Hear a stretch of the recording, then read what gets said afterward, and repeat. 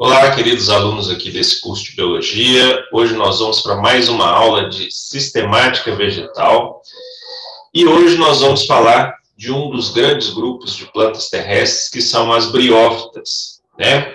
Gente, quem são as briófitas? As briófitas, no popular, são os musgos, né? São aqueles lodinhos que a gente encontra num cantinho mais úmido da casa da gente. São aquelas plantinhas que crescem formando um tapetinho verdinho no tronco das árvores. Todos esses são representantes do filo de plantas chamado de briófitas. Porém, esse filo de briófitas, gente, na verdade, é um agrupamento de 3 clados. O que são clados? Vamos lembrar das primeiras aulas de sistemática filogenética. Cada clado significa um caminho evolutivo que levou à diversidade que a gente tem na Terra hoje. Então, existem 3 histórias evolutivas diferentes que levam aos grupos de briófitas que nós temos hoje. Então, nesse slide aqui que a gente tem uma representação à nossa esquerda aqui, que mostra um pouco da organização da diversidade da vida na Terra, né? Os caminhos evolutivos. Então, como essa árvore está muito cheia de informação, porque tem informações sobre animais, fungos e bactérias, nós vamos limpar um pouco essa figura para chegar no ponto onde a gente está nessa disciplina, que são as plantas terrestres. Então, a gente vai tirar dessa figura só os clorobiontes, ou seja, os organismos clorofilados. Então, se a gente tirar toda a informação sobre a árvore da vida que não tem a ver com os clorofilados, a gente fica com essa figura aqui do lado direito. E nessa figura do lado direito, a gente tem que os organismos clorofilados incluem as algas verdes do grupo das clorófitas, né? Olha só, um ramo evolutivo aqui saindo aqui. E um outro grupo de 4 caminhos evolutivos diferentes que são representados hoje por 4 grupos de algas verdes, né, gente? Algas verdes, gente, podem ser algas tanto do ambiente aquático de água doce, quanto também marinhos. A gente conhece mais aqueles marinhos, né? Quando a gente vai à praia de manhã, aí ficam aqueles restos de algas ali. Parte dessas algas são representantes das algas verdes. E aí eu peço para que vocês prestem atenção nesse ponto aqui, ó, que eu vou dar um zoom na próxima figura. Aqui, gente, ó, que envolve as algas verdes, né, do grupo das carofíceas, e esse ramo inteiro aqui que nós estamos vendo, que representa todas as plantas terrestres. Então, nesse ponto aqui, que aconteceu um pouco antes de 450 milhões de anos atrás, foi o ponto onde o grupo que deu origem às algas verdes carofíceas se separou, né? Começou a caminhar diferente, independente do grupo que deu origem a todas as plantas terrestres. E há 450 milhões de anos atrás, começou a saga das plantas terrestres. E a saga das plantas terrestres, né, teve como seus primeiros caminhos evolutivos, os caminhos evolutivos que deram hoje nas briófitas, né, que a gente tem hoje. Então, o que a gente chama de musgos ou briófitas, na verdade, é um filo que abriga 3 ramos evolutivos distintos. O ramo das marcantiófitas ou hepáticas, o ramo dos musgos verdadeiros ou briófitas e o ramo dos antóceros. Então, está aqui, ó, os antóceros, as briófitas verdadeiras e as hepáticas ou marcantiófitas. Gente, então, o que nós vamos trabalhar hoje são um detalhamento sobre as características deste filo vegetal que, na verdade, é um agrupamento de 3 caminhos evolutivos distintos.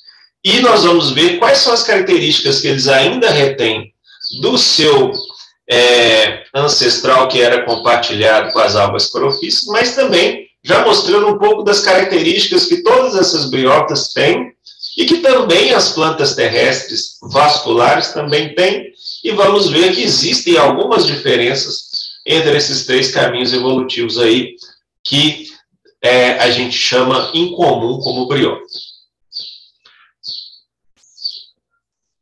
Então, as briófitas, gente, são parentes das demais plantas, e elas, mesmo assim, estão na base da árvore filogenética ali das plantas terrestres. Então, elas compartilham ainda características com essas algas carofícias, né, que ainda estão no meio aquático, como, por exemplo, a estrutura do cloroplasto, né? Vocês já tiveram aula de citologia, então o cloroplasto é aquela estrutura responsável pela realização da fotossíntese, já com o tipo de clorofila que está presente em maior quantidade nas plantas terrestres, que é a clorofila B.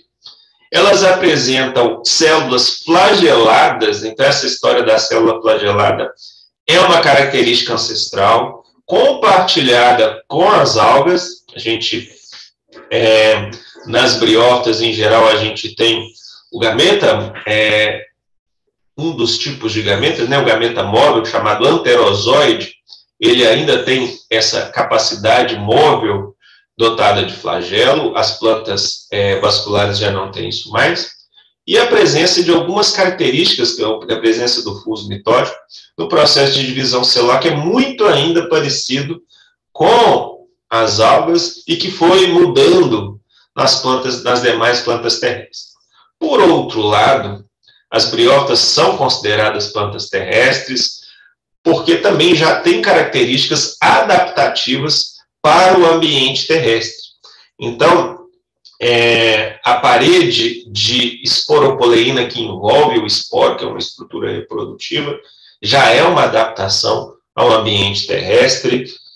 As especializações celulares, que não é muito presente nas algas, às vezes, já estão muito mais marcadas aqui nas briófitas, né? A presença de estruturas especializadas nas trocas gasosas no ambiente terrestre já estão presentes nas briófitas, e algumas características também compartilhadas com as plantas terrestres, mas não tão relacionadas assim com a conquista do ambiente terrestre, como, por exemplo, estruturas especializadas na produção de gametas, né, os anterídeos e acrimônios, a consolidação da meiose espórica como a forma de como se dá o ciclo de vida das briófitas. Nós vamos falar daqui a pouco o que é meiose espórica e qual a diferença das outras formas de meiose que a gente tem, e a presença também da cutícula como uma característica de revestimento do corpo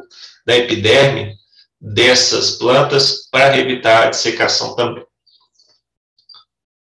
Bom, então, a característica mais marcante das briófitas que já compartilha com as plantas vasculares é a questão delas serem embriófitas. Então, o que é uma planta embriófita? Aí, primeiro, a gente tem que entender como se dá o ciclo de vida de uma planta para a gente entender o que é uma planta embriófita. Então, existem 3 formas diferentes de ciclo de vida, que são representadas por diferenças no destino do que sai da meiose nesses ciclos de vida. Então, se a gente pegar os fungos, né, os fungos apresentam um tipo chamado meiose zigótica. Como que funciona a meiose zigótica? O produto da fecundação dos gametas, que são haploides, é o zigoto, em qualquer situação.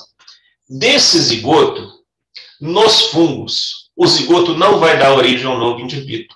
Esse zigoto, imediatamente após a maturação dessa célula, ele realiza a meiose. Então, o destino desse zigoto não é se multiplicar celularmente, né, aumentar seu número de células e gerar um novo indivíduo. O zigoto, imediatamente, ele realiza meiose e forma novas células haploides. Essas células haploides, estas sim, vão multiplicar mitoticamente, formando novos indivíduos. E esses indivíduos a gente chama de gametófitos. parte dessas células, né, regiões especializadas do corpo desse indivíduo haploide, desse gametófito, vão se desenvolver em gametas, e esses gametas vão ser liberados, e aí a gente tem a fertilização e o novo zigoto. Então, na meiose zigótica, é o zigoto que sofre a meiose. Já na meiose gamética, que é a mais fácil de entender, porque é a que acontece nos animais, inclusive nos seres humanos, como é que a gente tem? Os gametas se fundem e formam o zigoto. E qual que é o destino do zigoto nos animais? É aumentar seu número de células por mitose, formando um novo indivíduo. E parte das células deste indivíduo diploide é que vai se especializar na divisão celular chamada meiose. Vai formar novos gametas, né? Então, a gente tem nosso tecido germinativo. Esse tecido germinativo, qual que é a característica dele? Possui células, só estas células, com a capacidade de realizar meiose, e aí elas vão ser células haploides que vão se transformar em gametas. E esses gametas não se desenvolvem em novos indivíduos.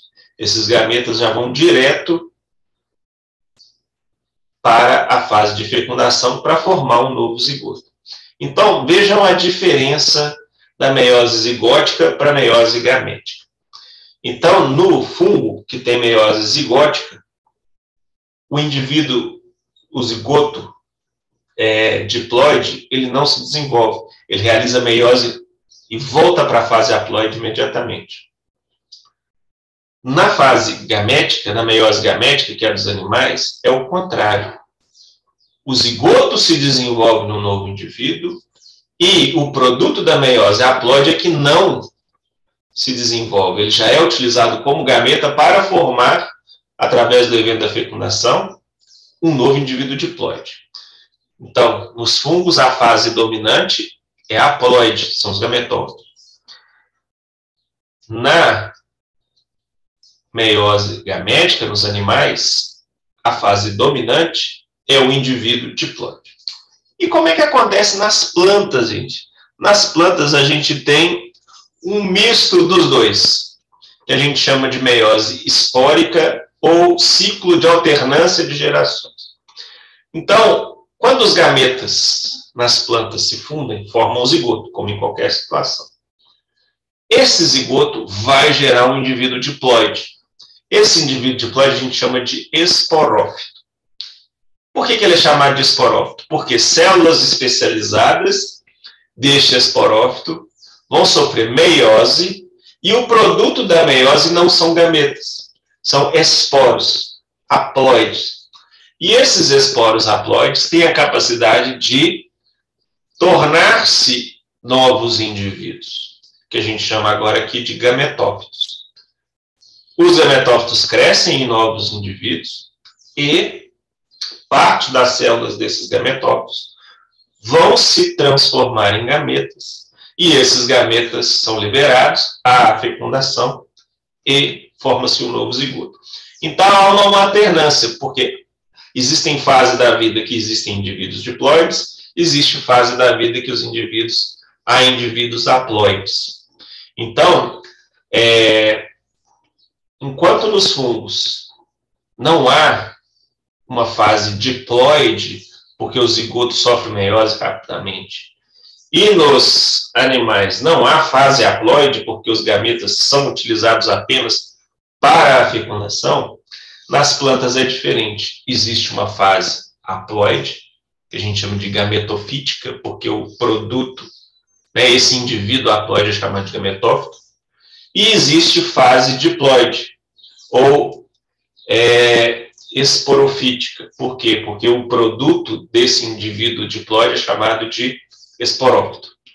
O esporófito produz esporos por meiose. E o gametófito produz gametas que vão ser utilizados na fecundação. Ponto. Então, essa é a característica que permanece em todas as plantas, porque o ancestral lá de todas as plantas terrestres já funcionavam desse jeito. E essa característica foi passada para todas as plantas. Qual que é uma das características marcantes das briófitas aqui? além de ter esse ciclo, todas as plantas também são embriófitas, ou seja, uma fase sustenta a outra. Ou o esporófito sustenta o gametófito nutricionalmente, ou o contrário, ou o gametófito sustenta o esporófito. Então, nas briófitas, o que a gente tem? O gametófito, que é o indivíduo diploide, é o que sustenta o esporófito, que é o indivíduo diploide. Então, quando o gametófito, que é o produtor de gametas, libera seus gametas e forma-se um zigoto ali, esse zigoto não é liberado no ambiente para crescer num novo esporófito, nas briófitas. Ele cresce junto ao gametófito, preso a ele, e esse esporófito é sustentado nutricionalmente pelo gametófito. Então, quando a gente vê aqui um desenho que eu estou mostrando, um tronco de árvore cheio de briófitas, o que estamos vendo ali são os gametófitos, a fase haploide. Se a gente der um zoom, dependendo da época do ano, a gente consegue ver aqui essas partes mais verdinhas, formando um tapetinho, que é o gametófito, mas a gente consegue ver algumas hastes. Estas hastes que emergem desse tapetinho são os esporófitos, são os representantes da fase diploide. E se a gente der um zoom na base aqui, ó, que liga o gametófito ao esporófito, a gente vê, através desse corte histológico aqui, que toda essa região de células maiores aqui, gente, e mais claras, são células do gametófito. E o gametófito sustenta nutricionalmente essa estrutura corada em mais escuro aqui, que é o esporófito. Então, o esporófito está preso ao gametófito e depende dele para sobreviver. E, em certas briófitas, esse esporófito, ele é persistente, ele vive ali colado, né? Igual eu estou mostrando aqui nesse desenho, ou às vezes ele é temporário. Ele surge preso ao gametófito, produz os esporos, e após a produção dos esporos, ele se desfaz e a vida do gametófito continua.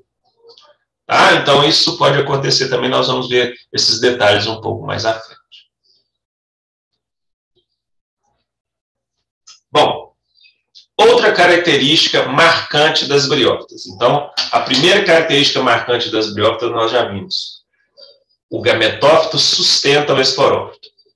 Já outra característica marcante das briófitas, que não está presente nas demais plantas vasculares, é a questão de não existir nas briófitas um tecido vascular verdadeiro, ou seja, não há um tecido altamente especializado na transmissão, na dispersão de nutrientes entre o corpo da briófita. A difusão de nutrientes no corpo da briófita pode ser através de célula a célula, ou por um rudimento ali de tecido vascular, mas não tão eficiente quanto nas plantas, nas demais plantas terrestres. Então, quando você tem uma ausência de um tecido circulatório, um tecido que a gente chama na planta de tecido vascular, o que acontece?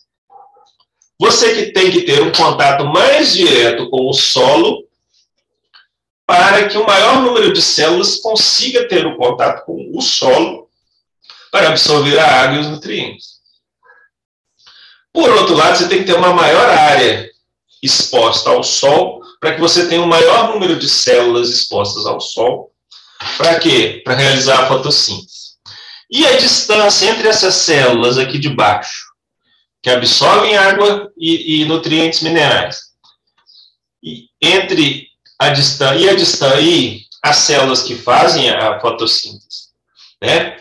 E passam os metabólitos, né? Principalmente energéticos para as demais, não pode ser muito grande, porque os produtos da fotossíntese têm que se difundir para as células de baixo, da mesma forma que a água captada tem que se difundir para as células de cima.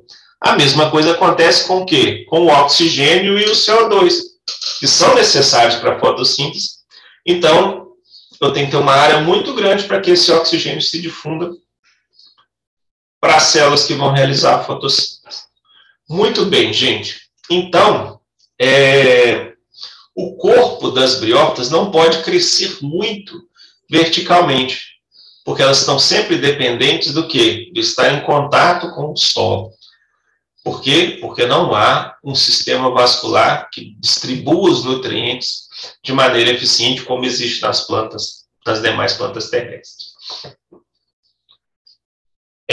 As trocas gasosas, elas ocorrem por meio de poros, né, ou aberturas na epiderme, ou já nos musgos, a presença de estômatos, que são estruturas especializadas em abrir e fechar o poro de maneira controlada. Isso é uma adaptação à vida terrestre, onde nos momentos onde há maior chance de perda de água, eles vão lá e fecham o estômago. Das partes do dia onde há menor chance de perda de água, eles abrem. Então, esse controle de abertura do corpo para as trocas gasosas é uma adaptação muito importante que permaneceu também, surgiu novamente no ramo das plantas terrestres e se difundiu. Muito bem. Então, se a gente pensar que as briófitas não são uma coisa só, existem variações ali na estrutura do corpo das briófitas. Então, estruturalmente, a gente tem dois tipos de estrutura corporal das briófitas. As briófitas taloides, que envolvem todos os antóceros e parte das hepáticas ou marcantiófitas. E qual que é a característica da estrutura taloide? Elas formam um crescimento horizontal, uma massa de células muito fininha, né, no qual a parte de cima é especializada na fotossíntese, a parte de baixo na absorção de nutrientes, e não há a formação ali de um tecido condutor rudimentar. O outro tipo de briófitas são as briófitas folhosas, que eu estou mostrando aqui embaixo. Olha a diferença da estrutura do corpo. Nas briófitas folhosas, que é representado pelos musgos e parte das hepáticas também, já há um vestígio, uma tentativa de um tecido vascular para distribuir nutrientes. E, além disso, existe uma região da epiderme das briófitas folhosas que tem uma dupla deposição de parede celular na sua estrutura. Isso permite o quê? Que essa parte externa seja rígida o suficiente para sustentar o início de crescimento, o quê? De crescimento vertical. E esse início de crescimento vertical permitiu a especialização de estruturas laminares, né? Que faz parecer que são folhas, mas se a gente pegar a estrutura dessa pseudofolha, a gente vai ver que são estruturas muito simples, formadas por células especializadas em fotossíntese, com um rudimento ali de tecido vascular que a gente viu. Ou seja, apesar de ter essa estrutura laminar como uma folha, histologicamente, a organização celular é muito, muito, muito mais simples do que na folha verdadeira que nós vamos ver mais para frente. Da mesma forma que essa estrutura aqui que a gente parece ser um caule, na verdade, é uma haste com um rudimento de tecido condutor muito simples, não tem a especialização que as células das outras plantas terrestres têm. Essas células são chamadas de hidroides, essas mais do centro, responsáveis pelo transporte de água e solutos inorgânicos, e leptoma, essas células mais aqui, que envolvem o hidroma. Então, a gente tem hidroma para a transmissão de água, a gente tem o leptoma para a transmissão de solutos inorgânicos, mas nada parecido com o xilema e floema, que nós vamos ver mais para frente. E aí, além disso, para dar mais um pouco de sustentação a essa haste, a gente tem essa característica de ter uma dupla deposição de parede celular para sustentar esse organismo aí. Associado a isso, a gente tem um revestimento da epiderme por cutícula para ajudar também a evitar a dissecação. Então, gente, a gente tem dois tipos, que são as briófitas taloides e as briófitas folhosas. E mesmo que as folhosas pareçam plantas, olha só, né, elas até têm um rudimento de crescimento vertical, é muito rudimentar mesmo, e por isso elas têm até uma limitação de tamanho. Então, por mais que elas cresçam um pouquinho vertical, não passa de 1 centímetro, né, gente? Então, a estratégia é a mesma, mas a eficiência é muito diferente das outras plantas terrestres que já têm tecidos vasculares verdadeiros. Bom, falamos da estrutura do corpo, como que as briófitas organizam seu corpo. Agora nós vamos falar um pouco da reprodução nas briófitas. A reprodução assexuada nas briófitas se dá por dois tipos. O primeiro tipo é por fragmentação, ou seja, se um pedaço de um indivíduo se desprender da planta-mãe, ela tem a capacidade de se formar um novo indivíduo ali, né? Então, por uma questão externa qualquer, um pedaço do corpo de uma briófita se desfaz, né? Ou um animal que escavou ali, né? Ou a pedra que rolou e soltou um pedaço da briófita que estava presa naquela pedra, ou a força da água levando fragmentos dessa briófita que estava ali na margem do corpo d'água. Enfim, se desprender e esse pedaço encontrar um lugar adequado para crescimento, ele vai crescer como um novo indivíduo. A gente chama isso de fragmentação. A segunda estratégia é o brotamento. No brotamento, aí sim é uma estratégia da planta para gerar novos indivíduos. Então, sob a estrutura do organismo, forma-se estruturas que a gente chama de gemas, olha só. Vamos pegar aqui, ó. Então, aqui a gente tem a estrutura taloide, achatadinha, e sobre essa estrutura taloide emergem o que a gente chama de gemas. Então, se eu der um zoom aqui nessa gema, a gente vai ver que é uma estrutura em forma de xícara, né, que a gente chama até de gema cups. E dentro dessas gemas, se a gente olhar esse corte histológico aqui, cortando uma gema no meio, a gente vai ver que lá dentro estão células revestidas para aguentar um pouco a dissecação, né, como estratégia de dispersão dessas briófitas. Então, essas células serão liberadas para o ambiente. As briófitas têm uma necessidade de viver em ambientes mais úmidos, então, a presença da água é importante para as briófitas, até para essa dispersão. E aí, essas células sendo liberadas para o ambiente, encontrando um lugar adequado, elas vão se desenvolver em novos indivíduos. Então, essa é uma das formas que as briófitas têm para se dispersarem. E a reprodução sexuada, como se dá?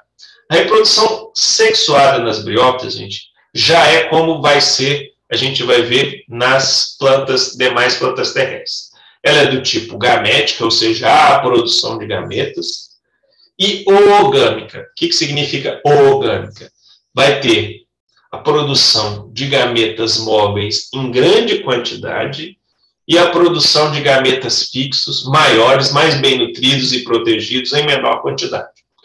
Então, nós vamos ter produção de gametas que a gente associa, né, com os próprios gametas humanos, como gametas masculinos, que são produzidos em grande quantidade e com mobilidade, e gametas femininos, que a gente chama de oosfera aqui, que são gametas que vão ficar presos à estrutura mãe, sendo nutridos, protegidos, esperando a chegada do gameta masculino. Então, já nas briófitas, a gente tem especialização na estrutura que vai produzir esses gametas. Então, não é qualquer lugar da briófita que produz gametas. Então, essas estruturas especializadas na produção de gametas, que fazem parte do gametófito, né? Então, vamos lembrar que essa produção de gametas não é por meiose, é por mitose e especialização da célula para se transformar num gameta. Isso acontece aonde?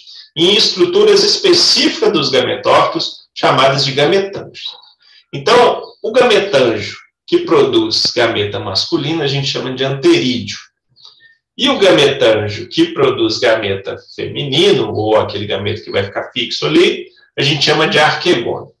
Essas estruturas a gente não vê na briófita, gente. Elas são estruturas microscópicas. Então, eu estou com um desenho aqui para vocês, aqui nesse lado de cá, que é uma microscopia eletrônica de varredura, para mostrar que sobre o corpo da briófita é que ficam aonde? Os arquegônios e os anterídeos. Então, o que a gente tem dentro dessas estruturas aí? Dentro dos anterídeos, a gente tem o quê? A formação de milhares de gametas móveis, gametas masculinos, que a gente chama de anterozoide. Por outro lado, lá dentro dos arquegônios, a gente tem toda uma estrutura para envolver, proteger e nutrir a oosfera, que geralmente é única ou de poucos. Tá bom? Então, para ocorrer a fecundação, deve haver o quê? A migração dos anterozoides, passando por dentro do arquegônio e chegando até o quê? A oosfera para a fecundação. Então, ele tem que viajar por todo o colo do arquegônio para encontrar quem aqui? A oosfera. E para fazer isso, esses gametas eles são dotados de flagelos, porém eles precisam de água para fazer esse caminho. Então, a reprodução sexuada nas briófitas é dependente de água para que os gametas masculinos, os anterozoides, consigam chegar ao arquegônio. Lógico que isso é regulado, né, gente? Os anterozoides só serão liberados em condições propícias para isso. Então, por exemplo, quando está chovendo muito e uma região rica em briófitas encharca, esse é o momento para liberar quem? Os anterozoides que vão nadando até encontrar o quê? Um arquegônio com oosfera lá dentro. Então, esses anterozoides, aqui está um desenho esquemático de um anterozoide, ele tem características muito parecidas com as estruturas reprodutivas de algas verdes carofíceas. Então, ali já é também uma característica ancestral que as briófitas ainda retiveram e que nas outras plantas vasculares a gente já não vai ter mais. Certo? Bom, então, para que haja a fecundação nas briófitas, precisa de água. Então, se a gente pegar, por exemplo, aqui, ó, esse tipo de briófita que tem uma estrutura parecendo um guarda-chuvinha do gênero Marcantia, né, muito comum na América do Norte, né, é um tipo de hepática. Essa estrutura parecendo um guarda-chuvinha é uma estrutura reprodutiva. Ela emerge do corpo basal ali, daquele tapetinho de briófita, e ali naquela haste a gente vai ter, na parte de baixo, os arquegônios e na parte de cima, os anterídeos. Então, os anterídeos ficam na parte de cima e os arquegônios ficam na parte de baixo. Então, na época da chuva, o que acontece? Os anterídeos liberam os anterozoides. Eles vão nadando pela água, que está até uma gota d'água, até chegarem o quê?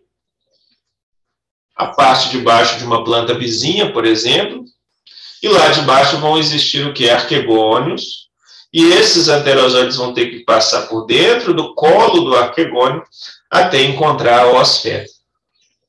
Uma vez encontrando a oosfera, o que a gente tem? O fenômeno da fecundação com a formação do zigoto. Então, esse zigoto vai se desenvolver no indivíduo doisente, chamado esporófito. Só que ele não é liberado no ambiente. Ele fica preso ao gametófito. E aí, ele fica preso e é nutrido, ou seja, ele é suportado nutricionalmente pelo gametófito. E esse esporófito, nos grupos de briófitas, ele pode ter graus variados de desenvolvimento. Existem esporófitos que são muito simples, igual esse que eu estou mostrando aqui, que são basicamente estruturas microscópicas, que surgem apenas como se fosse uma bolsa formadora de esporos através de realização de várias meioses. Em outros, esse esporófito até forma uma estrutura em forma de haste, e dentro dessa haste a gente pode ter a formação dos esporos através da meiose, ou a gente pode ter um grau maior de especialização ainda, que é, além da criação da haste, a gente ter estruturas especializadas no esporófito também, chamadas de esporângios, especializadas na meiose, que vai formar o quê? Os esporos a serem liberados. Então, se a gente pegar aqui, ó, é uma especialização máxima, porque o esporófito cresce e ainda localiza a produção de esporos numa região muito específica, muito bem localizada, que é na ponta, de maneira que esses esporos são liberados nessa ponta para aumentar a chance de dispersão desses esporos para formar novos indivíduos, o quê? Novos indivíduos haploides, novos gametófitos. Por quê? Porque os esporos são produtos da meiose que acontece lá dentro do esporófito. Então, gente, a gente pode ter esporófitos muito rudimentares, igual esse que eu estou mostrando aqui, que são apenas bolsas formadoras de esporos, ou eles podem ser mais ousados, formando estruturas em forma de haste, e essa haste, ela pode não se especializar numa única região produtora de esporos, aqui nessa aqui do meio aqui, gente, ó, dentro da haste tem um monte de esporos sendo formado dentro da haste mesmo, depois a haste se fragmenta e os esporos são liberados. Ou eu posso ter até esporófitos que localizam a produção de esporos numa região, chamada esporângio, e aquilo é liberado. E ainda a gente pode ter um fenômeno seguinte: esses esporófitos, eles podem simplesmente cumprir a função de produzir esporos e se desfazer, tirando esse fardo do gametófito de sustentar esse esporófito por um tempo, sem cumprir a sua função de produzir esporos. Ou eu posso ter esporófitos persistentes, que ficam ali presos a vida inteira, e a cada ciclo reprodutivo fica produzindo novos esporos sem se desfazer. Então, como são diferentes grupos aqui, não há um único jeito de desenvolvimento dos esporófitos. Os esporófitos podem ser bem rudimentares ou extremamente especializados. O mais legal aqui é que essa questão de especializar um lugar específico, chamado esporângio, para a produção de esporos, isso persistiu também nas plantas vasculares, nós vamos ver. Então, uma novidade ali que surgiu já em algumas briófitas e que foi usada também por outros grupos de plantas vasculares, nós vamos ver nas próximas aulas. Joia? Muito bem.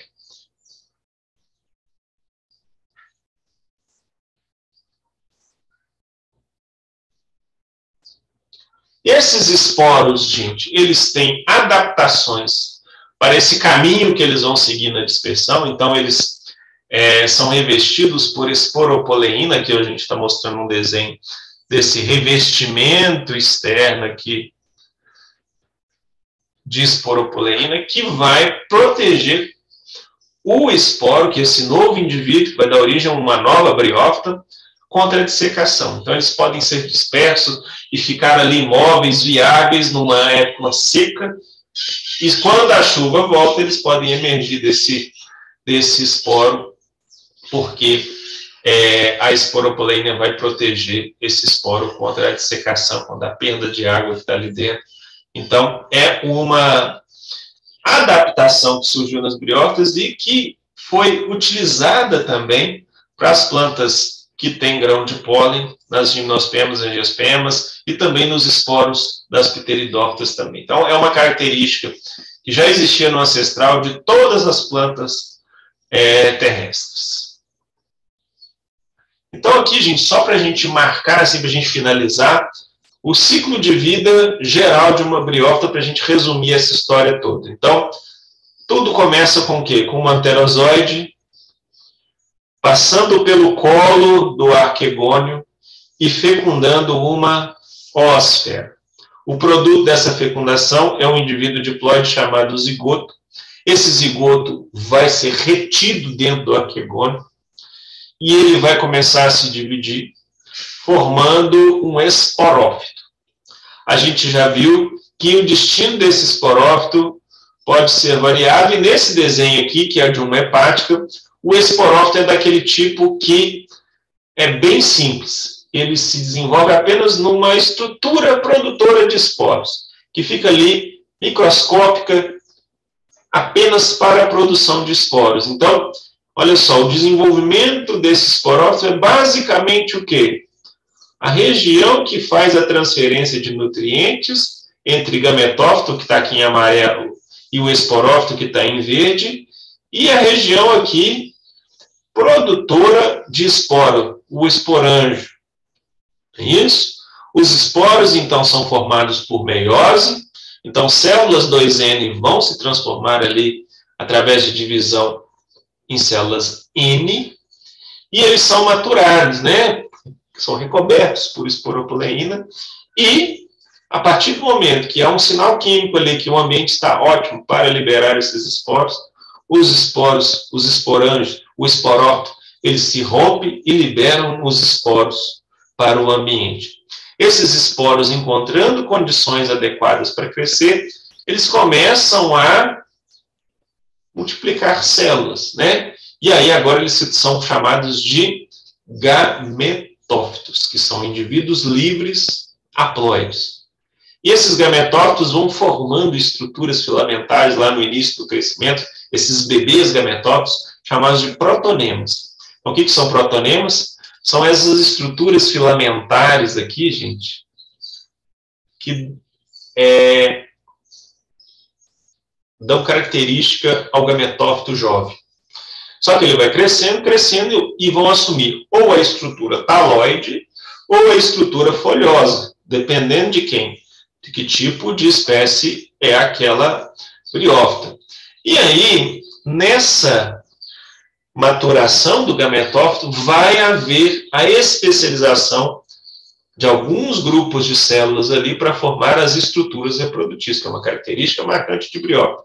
Vai haver a formação de arquegônios, vai haver a formação de anterídeos. Os anterídeos vão formar milhares de anterozoides, gametas masculinos móveis, e os arquegônios vão produzir uma oosfera e vão protegê-la ali.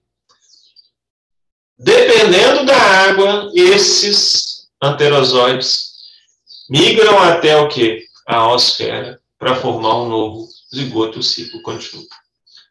Nesse outro desenho aqui do musgo, a ideia do ciclo é igual, só que o que a gente tem é o seguinte: o esporófito jovem não é apenas uma bolsa produtora de esporos. Ele cresce formando uma estrutura visível, igual a gente está vendo aqui, né, em vez de ser uma estrutura microscópica, como no exemplo anterior, e produz os esporos nos esporângios muito bem localizados aqui, podendo esse esporófito ser mantido vivo para produzir novos esporos numa nova rodada de reprodução. Tá? Então, essas são as grandes diferenças aí que a gente tem, que são no grau de desenvolvimento e especialização do esporófito. O gametófito é a fase dominante. Então, segue o padrão folioide ou o padrão taloide. E aqui, gente, só mostrando um resumo dos 3 grandes grupos de briófitas que a gente tem, né? O grupo mais diverso é o grupo dos musgos, ou a classe briófita, ou os briófitas verdadeiras, mas a gente tem ainda um grande número de hepáticas e um grande número de antóceros. O número de antóceros descritos hoje na Terra é bem menor. E aqui são características aqui típicas de um gametófito de cada classe, né? Então, mas algumas dessas características são marcantes para todos. Por exemplo, em todos os 3, o gametófito é de vida livre. Ou seja, quem domina e quem tem autonomia é o gametófito.